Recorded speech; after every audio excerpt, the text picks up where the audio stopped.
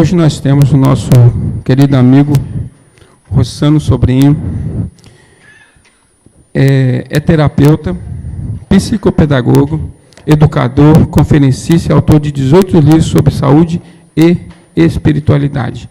E sempre, quando convocado, sempre está presente e sempre vai agraciar com seus conhecimentos. E quem tiver interesse, os livros estão aí na frente para quem quiser adquirir, certo? Então, Rossano, faz favor.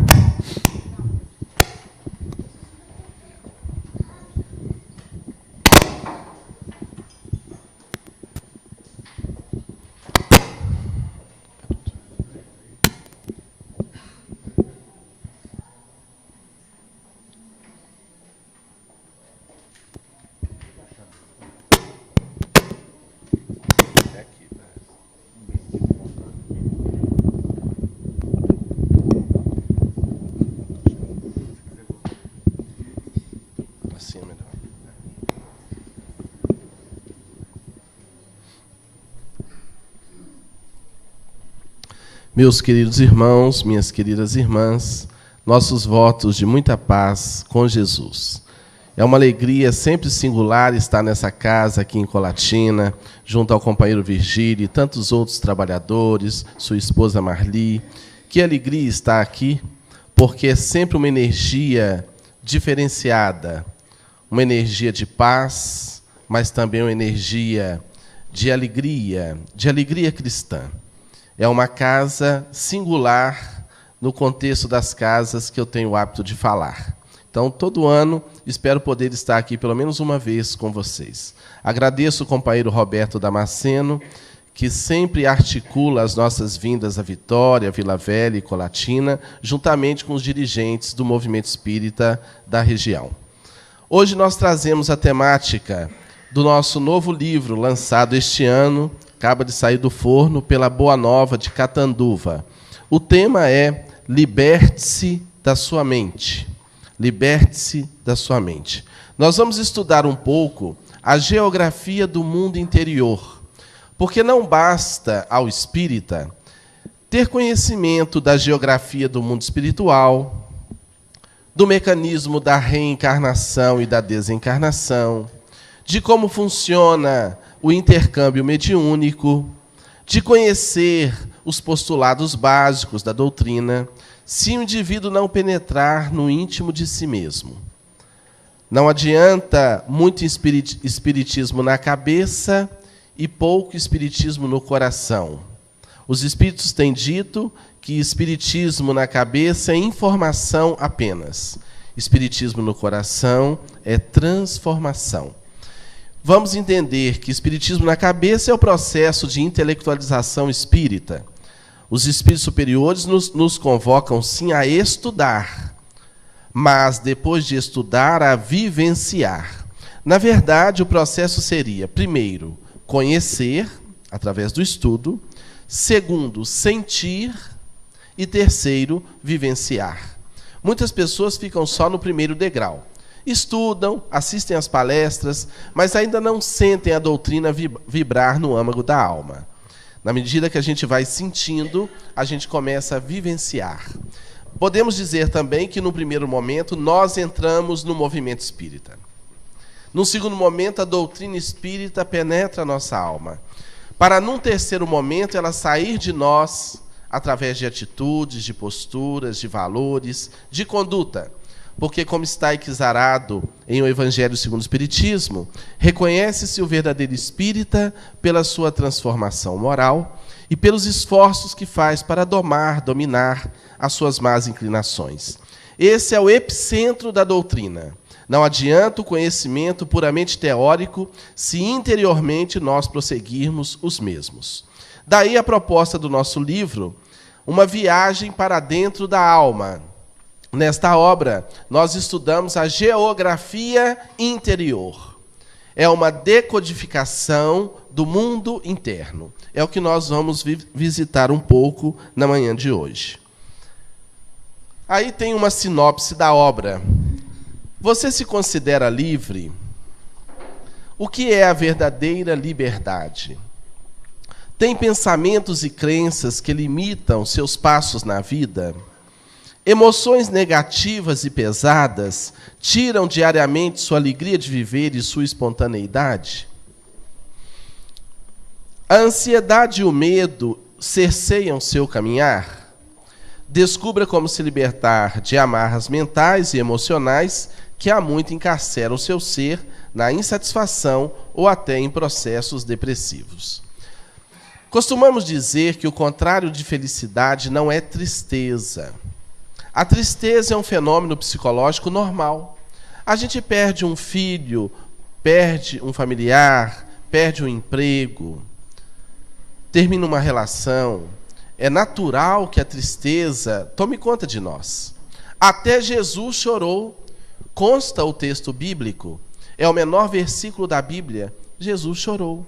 Mas isso não significa que Jesus era triste, porque a tristeza é um fenômeno psicológico normal da criatura humana. Agora, o contrário de felicidade, então, é insatisfação. Quando nós estamos na vida, vivemos a vida, temos tudo, às vezes, em derredor dos nossos passos, mas não sentimos plenitude. Não sentimos nada. Não sentimos gratidão pelo alimento que está na nossa mesa, pelo parceiro e pela parceira que vive conosco, pelo trabalho que nos abençoa o dia a dia, porque nós estamos aturdidos psiquicamente. E é isso que nós vamos estudar um pouco hoje. Essa aceleração mental, esse turbilhão mental, acaba nos tirando a alegria de viver. Então a proposta é libertarmos-nos disso. Como fazer? Primeiro vamos entender um pouco o que somos, né? Essa geografia interior. Iniciamos com o pensamento de Buda. Não são os teus amigos ou inimigos que te levam a praticar o mal. É a tua própria mente.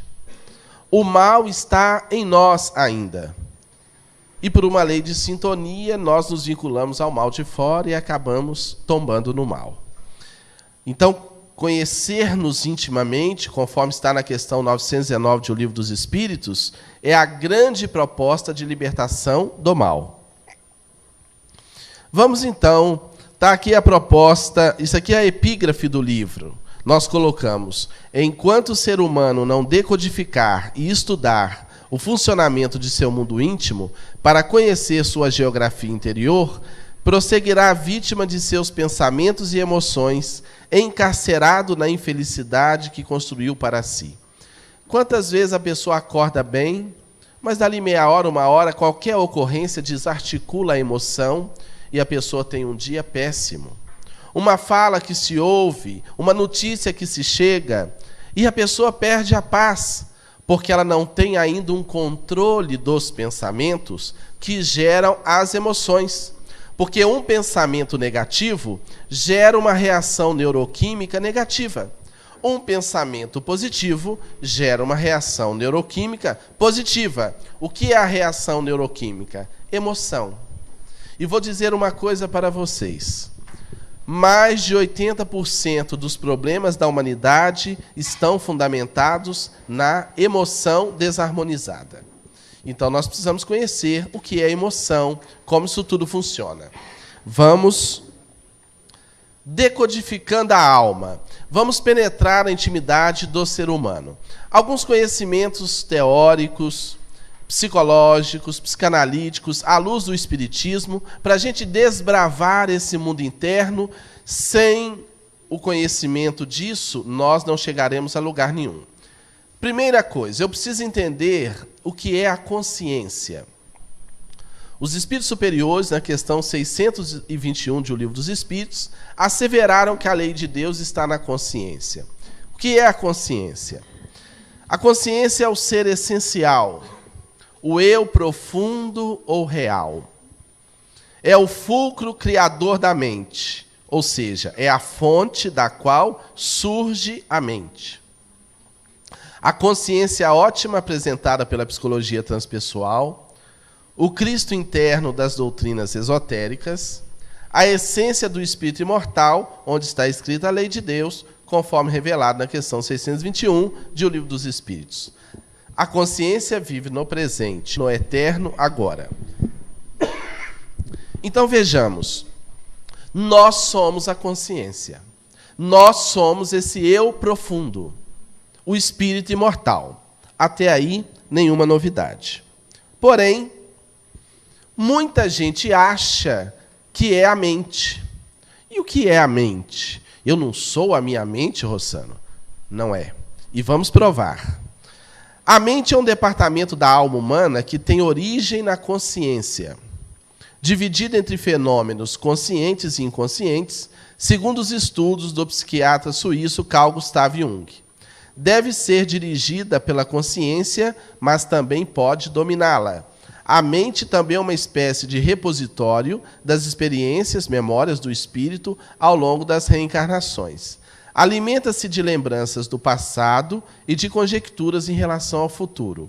De forma mais simplificada, é o conjunto de pensamentos e emoções que movimenta a vida psíquica do ser. Vamos entender, então. Estamos aqui. Se nós estivermos focados neste momento presente, nós estamos na consciência profunda que somos. Mas se nós estivermos aqui e a nossa mente estiver pipocando em casa, no marido, no namorado, no problema, no trabalho de amanhã, no patrão que vai receber de cara feia, no dinheiro que tem para receber, na conta que tem para pagar, os senhores foram embora arrastados pela mente. Se entrar um gato atravessando o salão, imediatamente todo mundo dá uma olhadinha para o gato, se bobear, a mente vai junto com o gato e não volta. A nossa mente é esse aparelho ultrassensível que capta tudo, processa tudo o tempo todo. Elementos externos, elementos internos. Então, quando nós estamos acelerados, a gente perde o foco. Ela sempre habita passado, futuro. Se eu estou em algo que passou, mente. Se eu estou em algo que está por vir, mente. Mas a vida está no agora. Quanto mais eu finco os pés no agora, mais alegria de viver, mais satisfação. Entendem?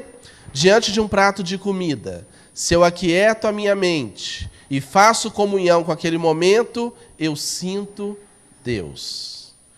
Diante da relação sexual, se eu me pacifico interiormente, estou com a minha parceira, com o meu parceiro, com sentimento de gratidão a Deus, eu entro em comunhão com a vida. Se eu estou diante de uma paisagem da natureza e pacifico o meu mundo interno, eu entro em comunhão com Deus. Quanto menos turbilhão mental, mais plenitude. Quanto mais aceleração, mais insatisfação. Daí um mundo cheio de depressões, de tragédias emocionais, de infelicidade, de doenças, de todos os matizes, porque a criatura humana está perdendo dentro da própria mente. E nós vamos ver por que isso tem acontecido. Então, a mente é um departamento gerado pela consciência, muito necessário, mas se a gente não cuidar dela, ela pode nos dominar. Vejamos aqui. Eu criei o termo, a expressão mente personificada, para denominar o estado acelerado da mente que domina a criatura. No budismo, quando a consciência profunda, o espírito, é dominado pela mente, dá-se o nome de ego. Só que ego é uma coisa no budismo, é outra coisa nas psicologias, é outra coisa no esoterismo. Então, para não confundir, eu substituí esse termo por mente personificada. O que é a mente personificada? Quando a consciência, o eu profundo, se identifica com a mente, o eu superficial, dá origem ao que denomino de mente personificada. O conjunto de pensamentos e emoções, condicionados e recorrentes, dominando o comportamento dos seres humanos que com eles se identificam. Quantas vezes nós somos dominados por emoções que nos tiram do eixo, que nos fazem agredir pessoas. E depois que a poeira assenta, a gente olha e fala, meu Deus, eu não podia ter falado daquela forma. Eu não sei se narrei aqui em alguma das nossas palestras anteriores, mas uma ocorrência que eu cito sempre, porque é muito característica, na cidade de Iguaçuí, 2 amigos brincavam dentro de um bar enquanto jogavam sinuca. E dali a pouco, um deu um empurrão, o outro cutucou, já relativamente alcoolizados. quando um deles falou: olha, não bata na minha cara, porque senão você morre. E aí continuou a brincadeira de mau gosto, uma coisa sem sentido, e dali a pouco o tapa veio com toda a força na cara do amigo. O indivíduo foi em casa, buscou uma arma de fogo e matou o amigo. A comunidade inteira ficou impactada. Eram amigos. E aí você poderia dizer: Rossano, mas obsessão, houve uma influência? Pode ter havido sim. Mas não é só isso. Vamos analisar. Quem sabe aquele indivíduo que matou? Imaginemos uma criança que apanhou a vida inteira brutalmente de um pai, de um padrasto, de alguém. Quantos seres nós conhecemos que crescem, apanharam tanto e crescem dizendo assim: não encoste a mão em mim, porque vai complicar. Já ouviram isso, meus amigos, de alguém? Não encosta a mão no meu rosto, porque vai complicar. Eu já apanhei muito nessa vida. Porque todas as experiências do espírito ficam no porão mental do inconsciente. E está ali com uma força total. Se você mexer, complica, porque o ser ainda não tem um domínio total de si. Então, o que aconteceu? O cidadão buscou a arma, dominado pela mente, pelas emoções, pela raiva, com um pouco de álcool e mais alguns obsessores, a festa está pronta, a tragédia ficou pronta. Agora, depois que passou, certamente ele olhou e pensou: meu Deus, era só um tapa, mas que para ele naquele momento foi demais. Todos nós, meus amigos, somos dominados pela mente. Às vezes um casal sai num passeio tranquilo de final de semana, vai ao litoral, e uma frase boba dentro do carro, uma pergunta se o hotel ou a pousada fica nessa ou naquela rua, e a esposa discorda e o cidadão explode e mata o final de semana. Já aconteceu com alguém aqui? Levanta a mão. Por conta de discussão? Uma floresta de braços.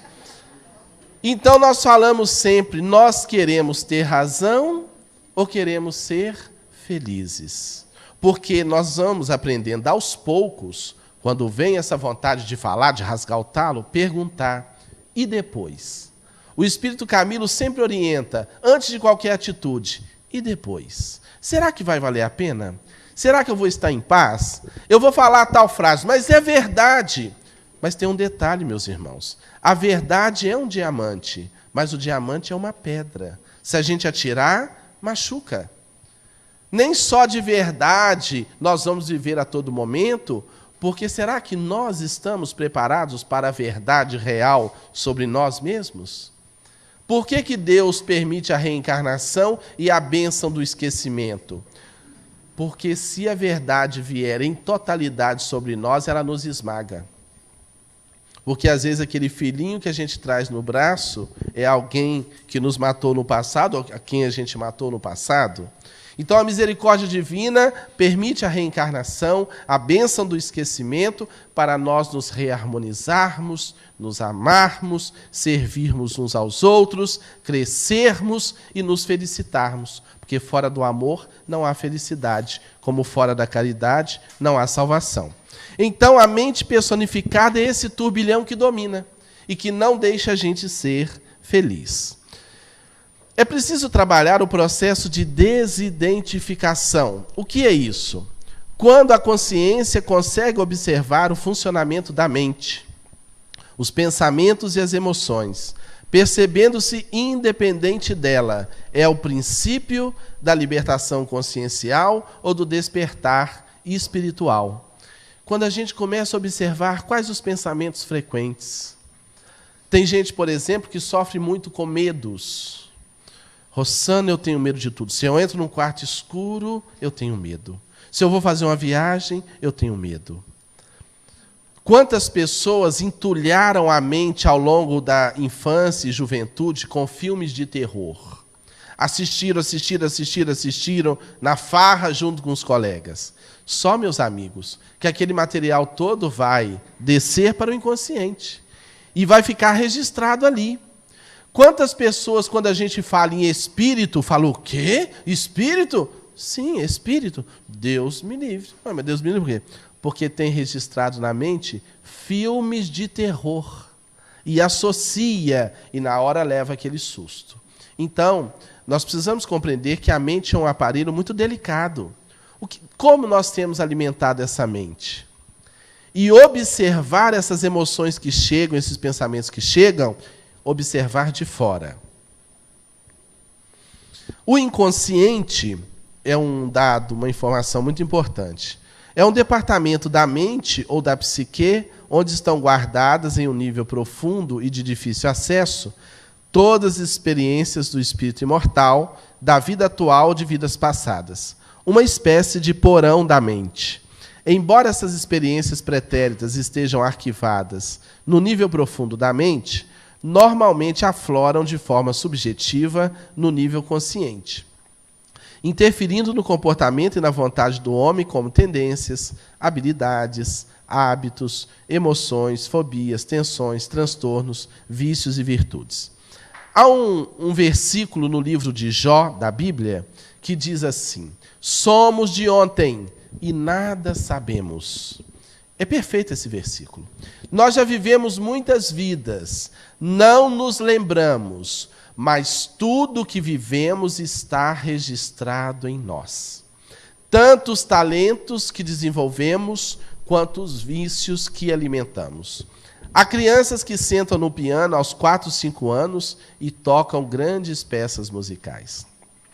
Há outros que tentam tocar um violão uma vida inteira e nada conseguem.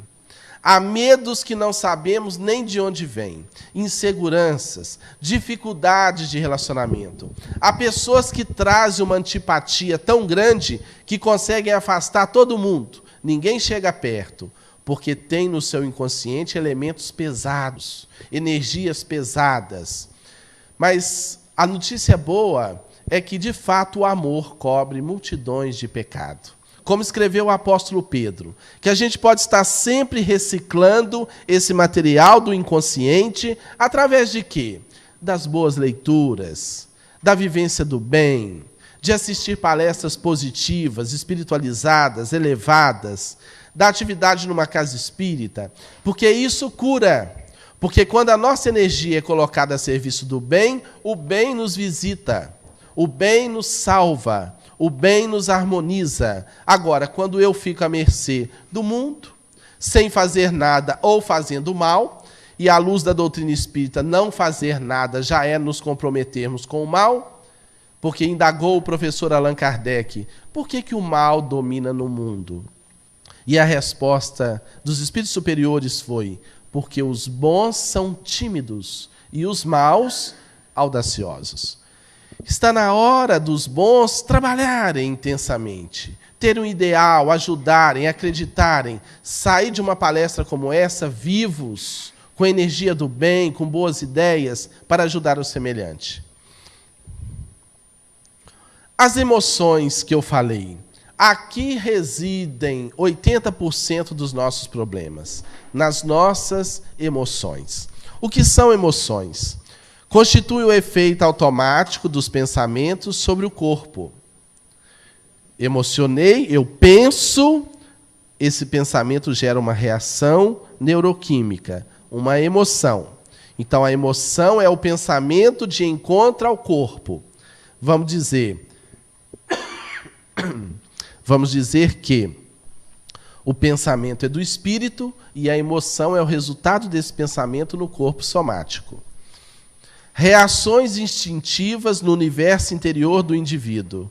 Quando os pensamentos, mesmo os pessimistas, estão sob a regência da consciência desperta, não geram emoções negativas, nem somatizações. Os animais são seres eminentemente emocionais, mas não têm sentimentos. Exemplos de emoções: medo, raiva, nojo, surpresa, alegria, satisfação e etc. Então, as emoções muitas vezes nos dominam porque a gente não sabe observar nem os pensamentos. Vem aquele pensamento, um amigo me disse assim: Rossano, eu não sei o que ocorre comigo.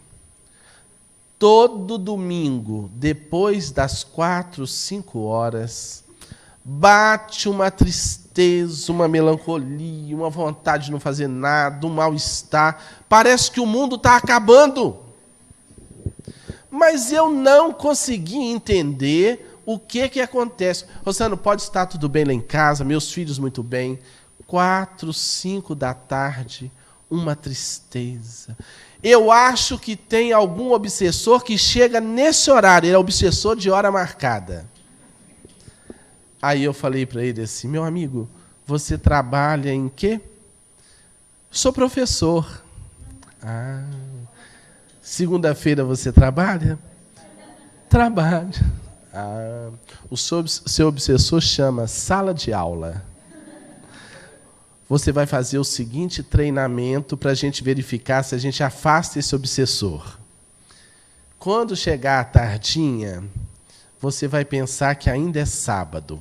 E vai dizer para a sua mente que é sábado. Mas, Rosana, é domingo. Não. Isso é uma coisa é o que é, outra coisa é o que a mente é. Porque a mente nos faz sofrer o tempo todo, nos enganando, mentindo para nós. Quantas pessoas apanham da dor na mente? O namorado viaja, fica de ligar às 7 da noite, dá 7h15, 7h20, não liga, na cabeça da pobre coitada, dominada pela mente, ele está com a outra, aquele desgraçado. Certa, deve estar no motel. E ele vai, e a mente vai. E apanha daqui, apanha dali, apanha daqui. Meia hora depois o cidadão liga, meu amor, celular descarregou, estou chegando em casa agora, está tudo bem. Mas ela já apanhou, porque a mente não sabe separar pensamento de realidade. O outro sente uma dorzinha no peito, estou com um problema cardíaco, vou ter que operar. Será que é coisa grave? Meu pai morreu disso. Eu acho que eu não durmo. E a mente vai, e vai, e vai, e vai. Depois vai ver, o problema não é nada daquilo. Ou seja, 80% do que a gente vive aqui não tem sentido. E muita gente fala assim, mas aquilo que a gente pensa muito não acontece? Nem sempre. Uma pesquisa em São Paulo constatou também que 92% dos pensamentos que a gente tem de um mal que vai acontecer, nunca acontece. Mas tem gente que vive desgraçada o tempo todo. Tudo bem, fulano? Não sei. Eu acho que não vai dar certo tal coisa, que tal coisa vai acontecer. Eu tenho medo de acontecer, de eu perder o emprego. Mas você não começou a trabalhar agora? Mas e se eu perder? Vive no futuro. Olha bem, passado e futuro é mente. Nós temos que viver o hoje. Quando alguém fala, mas o pensamento não gera realidade, mas não é bem assim. Eu vou mostrar, vou dar um exemplo. Minha mãe está com 80 anos. E ela a vida inteira achou que fosse morrer nova. Achou que ia morrer antes, ela está nos assistindo de Espera Feliz, eu mando um abraço para ela, Dona Avelina. Achou que ia morrer antes de casar. Casou.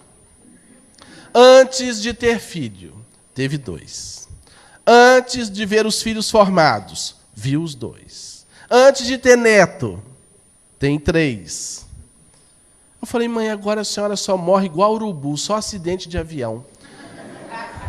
Porque a senhora, a vida inteira esperando a morte, e ela não veio. Então eu digo sempre, deixemos para ficar desgraçados quando a desgraça chegar. Porque pode ser que ela não venha, e a gente está desgraçado sem que aquilo aconteça. Observem, meus amigos, a seriedade dessa proposta.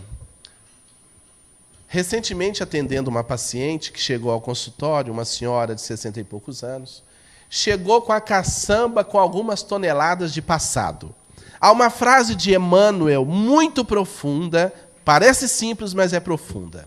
Emmanuel diz assim, o homem feliz não tem história. Mas você fala assim, como assim? Não é bom a gente ter uma história, eu construí isso, fiz aquilo, criei família?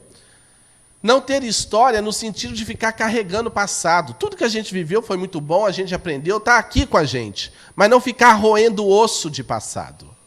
A vida está no presente, no agora. Então, essa senhora chegou, primeira sessão, Rossano, eu me trato há 5 anos, Já passei por vários psicólogos e terapeutas. Eu acho que não tem jeito, porque minha vida inteira eu sofri. Pois não. Então vamos fazer uma anamnese, uma avaliação e começamos. Foi molestada na infância pelo pai, viveu muita miséria, praticamente morou debaixo da ponte, com muito custo conseguiu estudar e formar-se professora, casou, o marido traiu, mas depois se arrependeu, hoje vive bem com ela. E ela passou muitas dificuldades, teve doenças físicas, se curou, E ainda, para completar, tem uma nora muito difícil com quem ela tem dificuldade de relacionamento. Na segunda sessão, mais ou menos, eu falei com ela assim: eu vou dizer uma coisa para a senhora, mas a senhora não brigue comigo, não. A senhora pode até não voltar, mas é meu dever de terapeuta, dever consciencial. Ela olhou, eu disse, e ela tratava comigo e com outro psicólogo na cidade dela. Eu vou dizer para a senhora não tem problema. Ela olhou para mim, como assim? Eu te contei minha vida toda? Na infância molestada, miséria, caso fui traída, doença e tal. Falei, então eu quero que a senhora me dê 3 problemas reais hoje. A senhora foi molestada, não é mais. A senhora passou fome, não passa mais. A senhora foi traída, segundo a senhora, o marido hoje trata muito bem. A senhora esteve muito doente fisicamente, não está mais. De tudo que a senhora me contou, o único problema que a senhora tem é uma nora mais ou menos carne de pescoço. Agora quer saber qual sogra não tem. Porque assim como tem sogra que cai do céu porque a vassoura quebrou, tem nora também. Ela olhou. Eu falei assim, pelo amor de Deus, jogue isso tudo fora.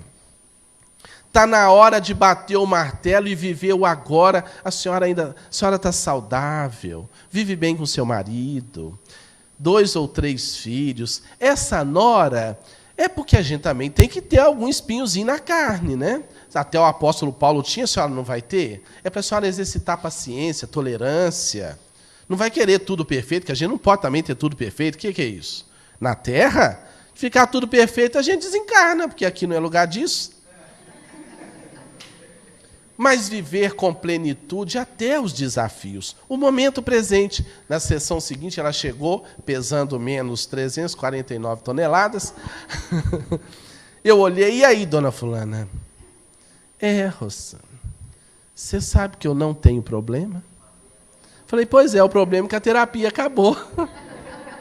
Acabou a terapia. Falei, se a senhora precisar, estamos às ordens. Mas eu disse a ela, é claro que a mente dela ainda era frágil. Essas lembranças vinham. E aí eu trabalhei algumas técnicas, propus algumas técnicas para desacelerar e curar essa mente. Sentimentos. As emoções que nós vimos antes, as emoções, elas têm origem em qual reino? No mineral? No vegetal? No animal? Em qual reino? As emoções, ao longo da evolução anímica, surgem no reino animal. Os animais têm emoções. Só que nós estamos no reino hominal. Então, essas emoções não podem nos dominar como nos dominavam no reino anterior. Bem, os sentimentos já estão no reino hominal, no reino humano, né? São disposições da consciência ou propósitos conscientes de uma pessoa para com outra. Os sentimentos são ações decorrentes de uma decisão interior e consciente do indivíduo, para além das sensações físicas. Somente os seres humanos têm sentimentos que são uma espécie de evolução das emoções. Podemos dizer que sentimentos são emoções conscientizadas. Exemplos de sentimentos: amor, compaixão, ódio, rancor. Cada vez mais que o ser avança, evolui, desperta, a consciência gerencia a mente, ele vai escolher o que sentir. Ele está no comando. Ele não fica mais à mercê das emoções. Os sentimentos do bem brotam naturalmente, porque vem da centelha divina, do ser essencial, da consciência profunda. a alegria vai inundando o ser, a mente pacificada, a gente sente prazer em tudo. A gente vê uma flor e sente uma conexão com a divindade. Os sentimentos do bem brotam naturalmente. Somatização. O que é a somatização? São sintomas físicos que não possuem origem orgânica, nem caracterizam um quadro clínico específico para a medicina. Esses sintomas têm sua gênese em pensamentos disfuncionais e emoções fortes que abalam o sistema psíquico. Você vai tendo pensamentos negativos, as emoções negativas surgem e você vai alimentando, isso vai somatizando, juntando em você. A certa altura surge uma doença, porque isso é uma energia pesada. A doença surge para eliminar a energia da emoção negativa alimentada. Então, aquilo que nós chamamos de doença é cura. Aquilo que para nós, isso aqui, puxa vida, que tragédia essa doença. A doença está sendo curada. A energia deletéria que a engendrou, que desarticulou a vibração perispiritual e desarticulou a engrenagem física, a estrutura celular, o ritmo celular, com a doença, essa energia vai sendo expurgada. E a cura do ser profundo vai se realizando. Mas claro que depende da mudança também de comportamento. Tem pessoa, hoje há estudos mostrando que o câncer está intimamente ligado à mágoa constante. No nosso livro tem até um capítulo todo relacionando emoção e doença. Essa doença é causada por quê? Um capítulo mostrando essa estrutura aí. Então, nós precisamos estudar isso. Nós precisamos conhecer essas emoções. Nós precisamos ter domínio sobre essas emoções. Ela pode até brotar, mas não pode permanecer em nós. Nós temos que conseguir observá-la para diluí-la com a luz da consciência. Fechando esse tópico, tem mais 2 tópicos. Pulsão. Isso aqui é um termo de Freud, que eu achei importante colocar. É o impulso criativo da alma, cuja energia é constituída pela libido, a energia sexual. Força energética interna que direciona o comportamento do indivíduo. Para Freud, representação psíquica de uma fonte endossomática de estimulações que fluem continuamente no ser. O que é essa pulsão? Imaginemos uma fonte criadora que brota continuamente do âmago do nosso ser. Para Freud, essa energia era sexual, que ele chamou de libido. Jung chamou de energia psíquica. Então, essa energia que nos dá vida, nos dá força.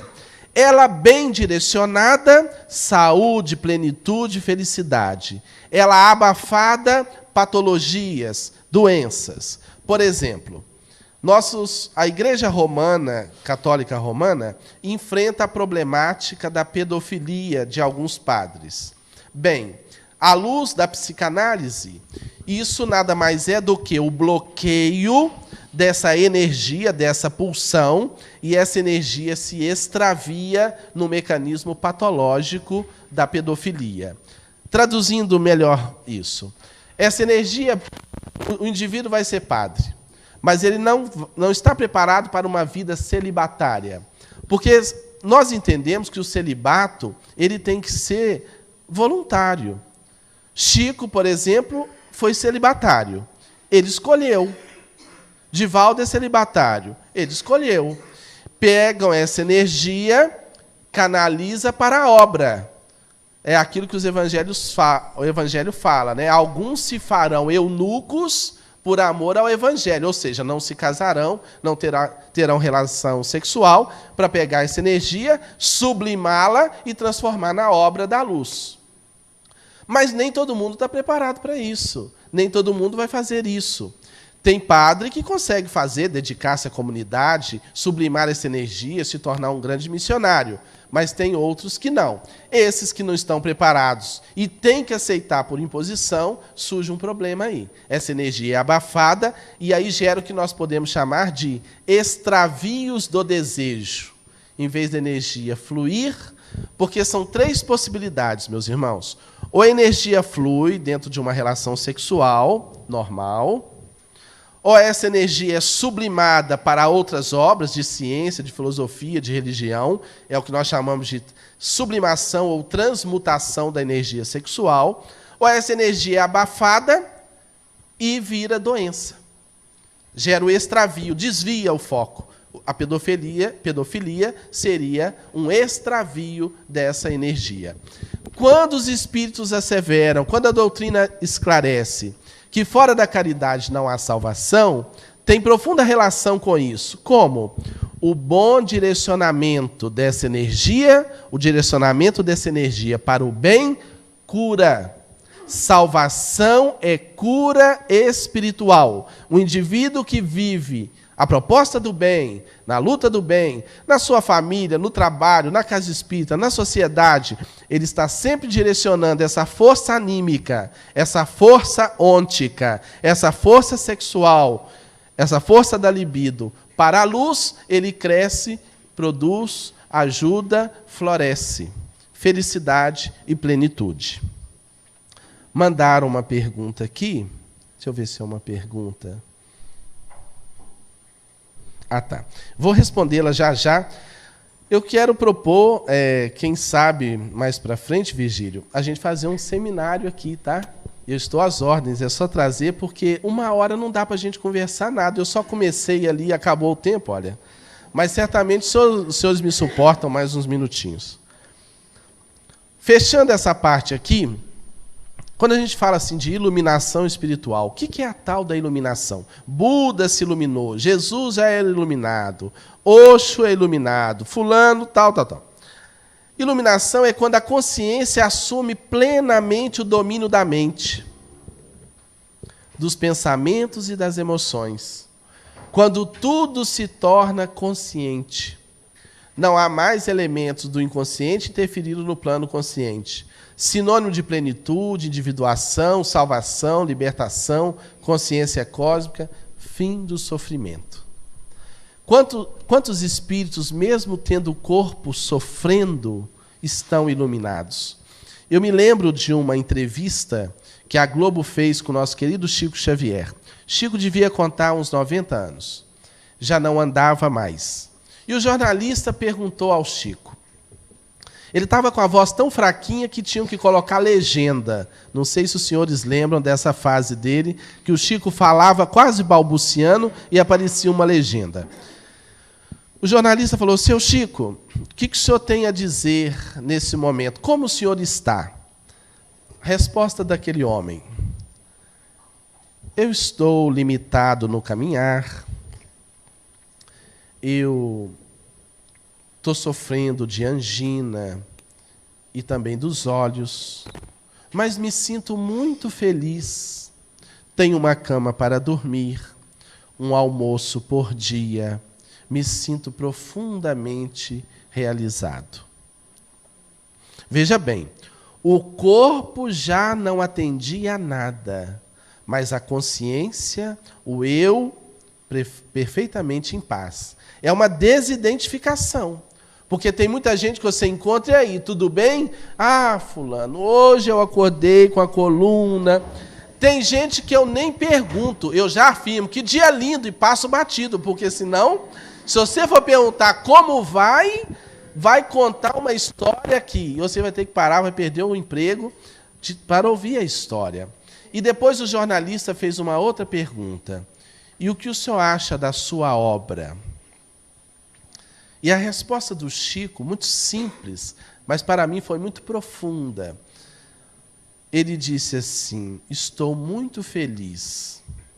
O que era para fazer foi feito. A beleza disso, meus amigos. Primeiro que ele não disse assim: estou muito feliz porque eu realizei a grande obra. Não. O que era para fazer foi feito. Canal. Né? É ausência de ego, plenitude, iluminação. Chico trabalhou sem holofotes porque a sua luz era interior. Quando a gente não tem luz interna, a gente precisa muito da luz de fora. E quando a gente tem luz interna, isso não faz muita diferença. O trabalho foi feito. Né? Pois bem, nós temos uns minutinhos. Prestem bem atenção nisso aqui, que é uma parte científica de tudo que eu falei até agora. Antes eu vou responder a pergunta de um querido irmão, Edson Medeiros, de Pernambuco, é isso? Querido irmão, ele pergunta aqui: gostaria de saber como devemos fazer para não sofrer antecipadamente. Meu querido irmão, meus queridos irmãos, compreender que nesse campo do sofrimento, quanto ao futuro, nada disso é real. Tudo é conjectura mental. É a mente elaborando. Fincando os pés no agora, fazendo o melhor. Agora, o restante está nas mãos de Deus. Eu tenho uma viagem, eu tenho um concurso, eu tenho uma prova, minha filha vai fazer uma cirurgia. O que nos compete fazer? Fazer o melhor agora. Agora, o que vai acontecer não nos pertence. Então, fincar os pés no momento presente. Eu recomendo aos meus pacientes até colocar lembrete no carro, momento presente. Momento presente. Para a gente viver o agora. Porque senão a gente fica assim, será que eu vou chegar a tempo? Será que vai dar? Faça. Tem uma organização que você não sofre antecipadamente. E a prática da meditação, 15 minutos ao dia, focando na respiração, no corpo, para desacelerar a mente dos níveis que eu vou mostrar ali.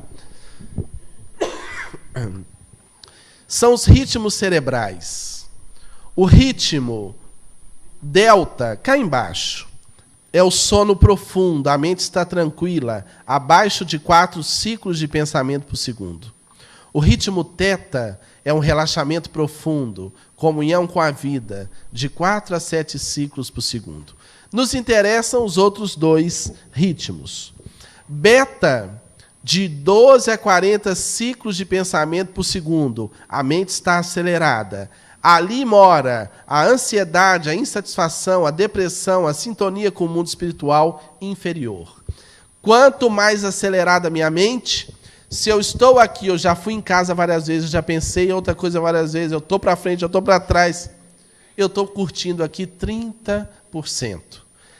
Beta, 80% da humanidade vive nesse ritmo. Por isso, tanta insatisfação e tanta depressão. A nossa busca é aprender a desacelerar para a alfa. Serenidade, paz, satisfação, sintonia com os bons espíritos. Claro que a gente não vai viver em alfa o tempo todo. Nós podemos entrar em beta, resolver as coisas, trabalhar. Só que a nossa vida tem que ser como a respiração.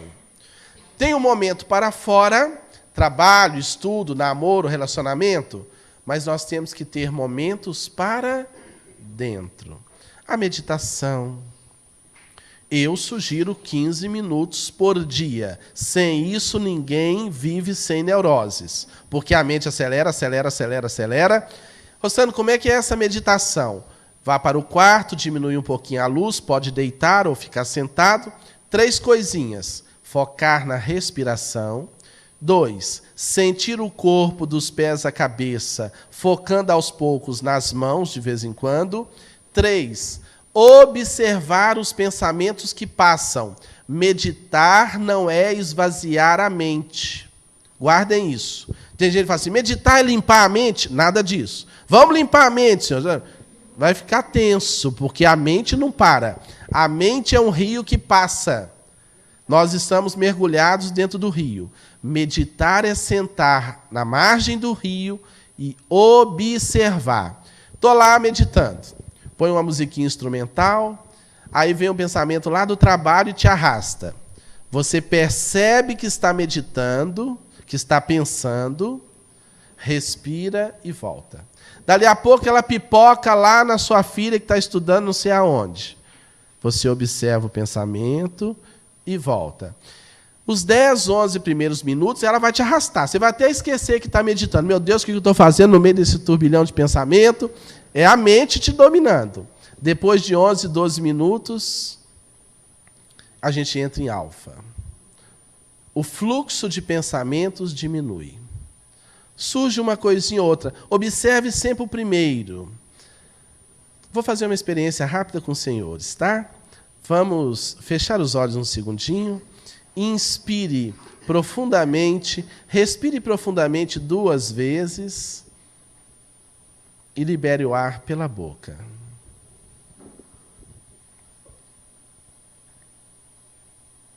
Mais uma vez.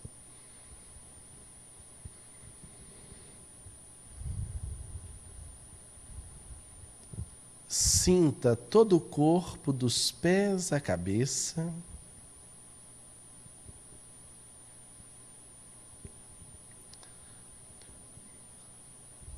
O pessoal em casa também pode fazer, se desejar.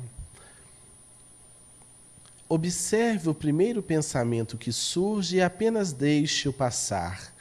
É um tipo de observação neutra. Apenas observe os pensamentos como pessoas que transitam por uma praça.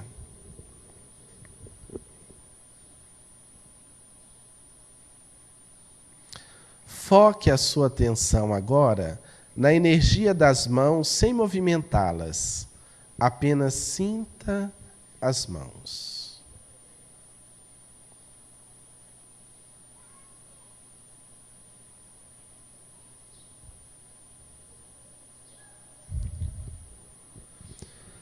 Inspire mais uma vez profundamente e libere o ar pela boca.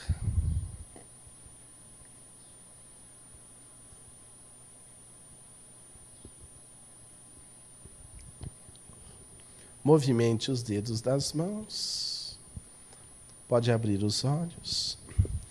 Esse exercício, sendo feito por 15 minutos, desacelera a mente. Pacifica o fluxo de pensamentos e gera bem-estar. E aí a gente aprende a entrar em alfa, que é serenidade, paz, satisfação e sintonia com os bons espíritos. No nível beta, que é a aceleração, o indivíduo é dominado pela ansiedade, estresse, insatisfação, podendo chegar a um estado emocional depressivo. Acredita-se que, na atualidade, 80% da população mundial vivam nesse ritmo. Também nesse ritmo é que ocorre a maioria dos desentendimentos em família, dos crimes e dos acidentes de trânsito, que matam mais que a AIDS e o câncer juntos. O nível alfa pode ser alcançado através da oração e da meditação. Em alfa, sentimos elevado nível de bem-estar, serenidade, tranquilidade e paz interior.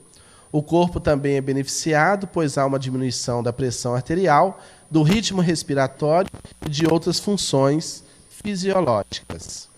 A observação neutra é quando a gente passa a tentar observar os próprios pensamentos.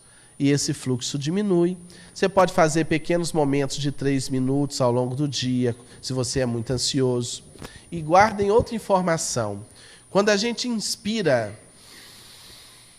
a mente para, corta o fluxo.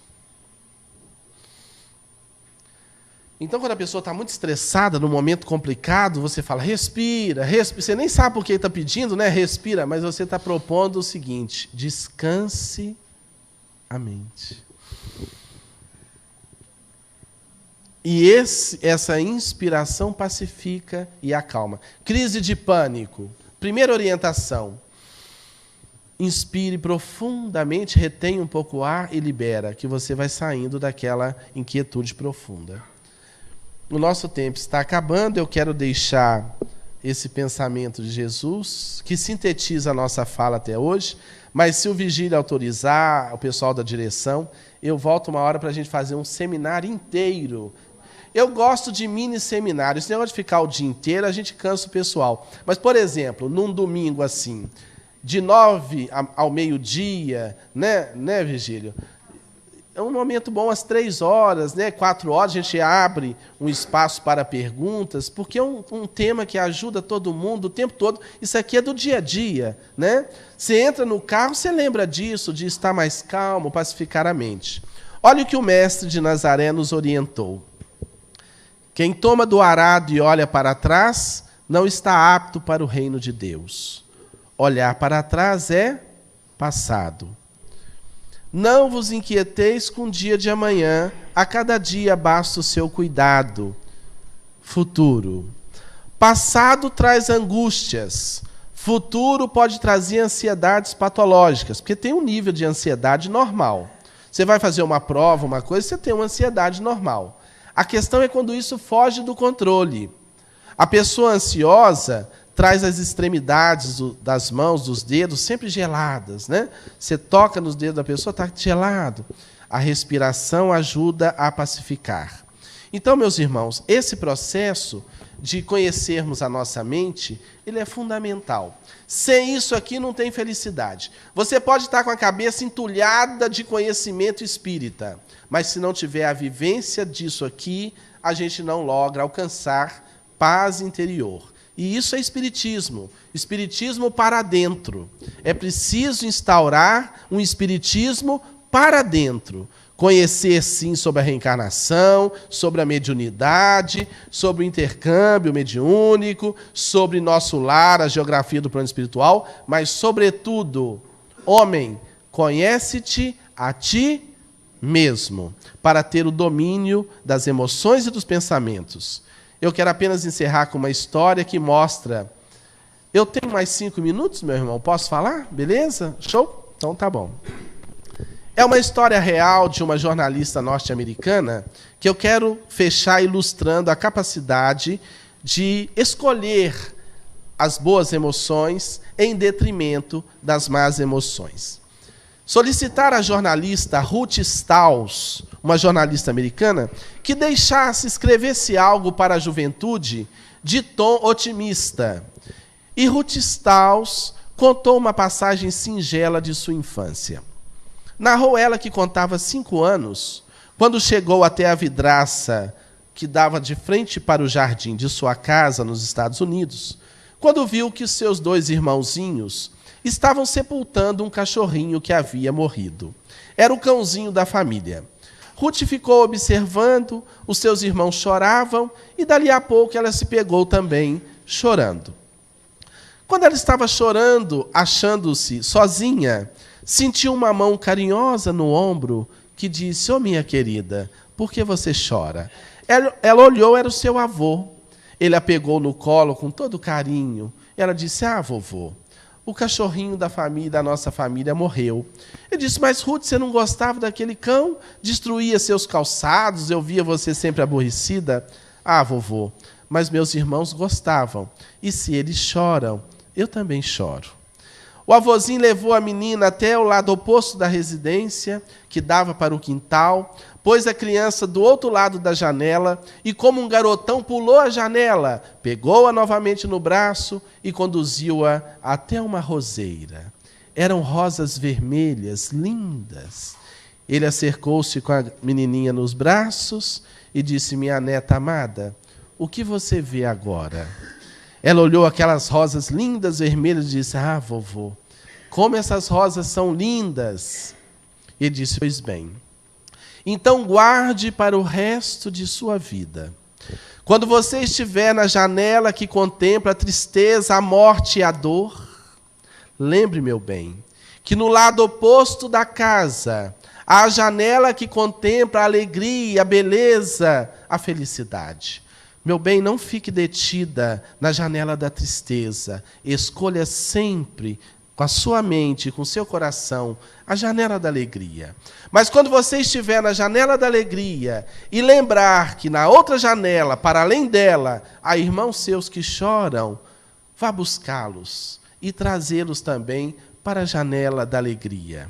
Essa é a lição, meu bem, para a sua vida inteira. Poderíamos dizer nós: a nossa mente tem 2 janelas. Se nós buscarmos as coisas deprimentes e negativas, fortaleceremos dentro de nós essa sombra. Mas se nós buscarmos o bem, as coisas edificantes, as boas conversações, as leituras nobilitantes, as palestras, o trabalho a serviço do próximo, visitar um doente, parar um pouco com uma pessoa idosa para ouvi-la, acariciar uma criança, não apenas a caridade de hora marcada, como alguns pensam. "Ah, eu já dou a cesta básica para o centro." Isso não é nada. Caridade profunda é benevolência para com todos, indulgência para com as imperfeições alheias e perdão das ofensas, como está na questão 886 de O Livro dos Espíritos. É caridade com todos o tempo todo, é o bem em ação. Caridade é o amor em ação. E todos podem fazer. Por isso nós dizemos: Senhor, eu reconheço a minha pequenez, mas por isso desta vez eu venho rogar-te misericórdia.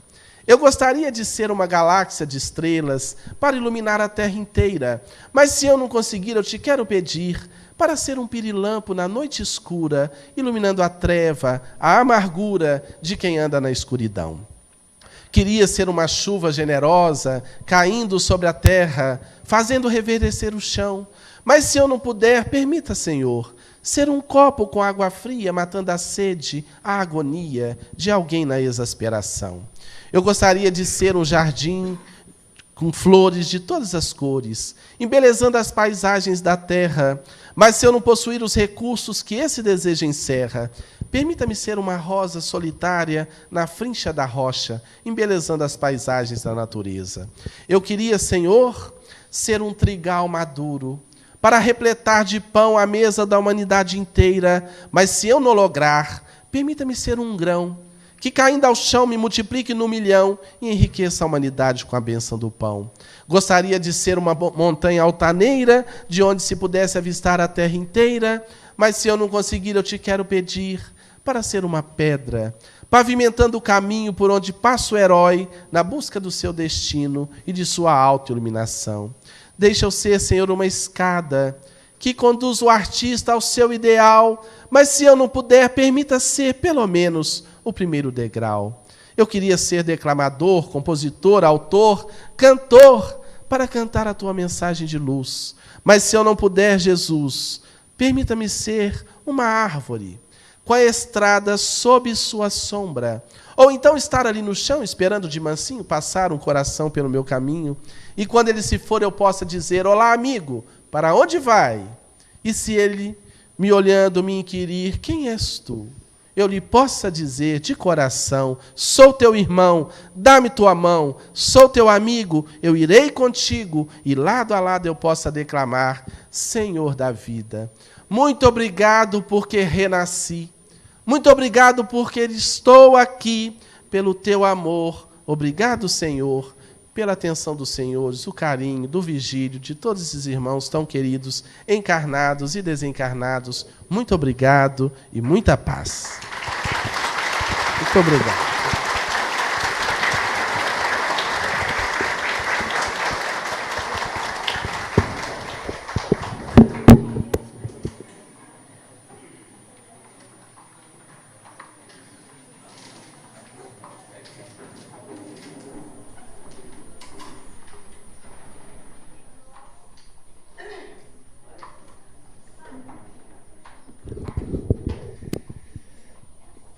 Querido amigo Rossano, muito obrigado